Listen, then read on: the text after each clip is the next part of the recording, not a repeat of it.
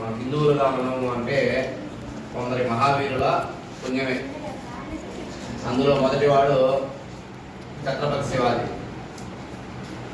ఛత్రపతి శివాజీ ఎక్కడ పుట్టిండు? మహారాష్ట్రలో. తెలుసా? వాళ్ళ అమ్మ పేరు జిజియాబాయి. సరేనా?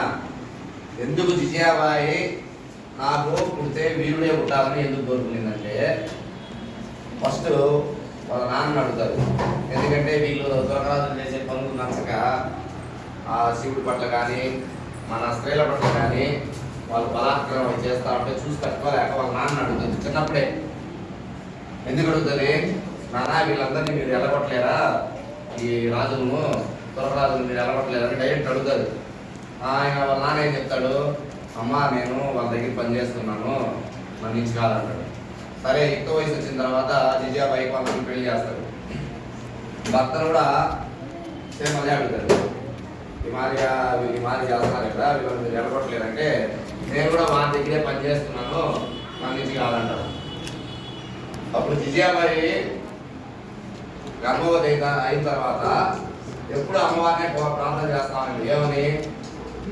నా భారతదేశానికి ఈ దాస్య శృంఖలాల నుంచి విముక్తి కలిగించే వీరుని పుట్టించాలని. అట్లయితేనే నేను ప్రాణంతో ఉంటా, లేదంటే ఉండదని చెప్పి ఆ అమ్మవారితో ఎప్పుడు తదేకమే తన్మయత్వంతో ప్రార్థన చేస్తామండి. అలా చేయగా ఛత్రపతి శివాజీ పుట్టాడు. ఎన్నో యుద్ధాలు చేసినా కూడా ఒక్కసారి కూడా పడుకోవాలి ఛత్రపతి శివాజీ. వాళ్ళందరినీ ఆ మొఘల్ సామ్రాజ్య మొఘల్ రాజులందరినీ తరిగి కొట్టాడు.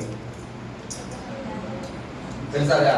అట్లా వాళ్ళ కొడుకు కూడా సంభాజీని వాళ్ళ బంధువులు ఎవరికైనా పట్టిస్తే ప్రాణంతోనే శవం తీసినా కూడా నేను మతం మారమంటే నేను మతం మారను, నేను హిందువు ఉంటే హిందువుగానే ఉంటా, హిందువుగానే చచ్చిపోతా, ఇష్టం వచ్చింది చేసుకో అని చెప్పి ప్రాణత్యాగం చేస్తాడు ఛత్రపతి శివాజీ గురు.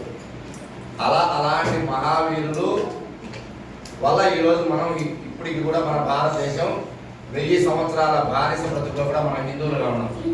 ఈరోజు మనం ఏంటంటే మన చరిత్ర మనం మర్చిపోయి మనం చదవకపోగా భగవద్గీత, భాగవతము, పురాణాలు, వేదాలు కానీ ఏమి చదవకపోగా ఎవరో చెప్తే అబద్ధాలు చెప్తే మన అమ్మలు కావచ్చు, మన బంధువులు కావచ్చు, మన తోటి హిందువులు కావచ్చు మతం మాట్లాడు. దీన్ని మనం చిన్నప్పటి నుంచి ఇవన్నీ తెలుసుకొని రేపు మనకు ఎవరన్నా కూడా అబద్ధాలు చెప్పినా కూడా మాకు తెలుసు దేవుడు ఎవరు, మాకు ఎంతోమంది ఉన్నాడు, కృష్ణుడు ఉన్నాడు, ఈశ్వరుడు ఉన్నాడు, అమ్మవారు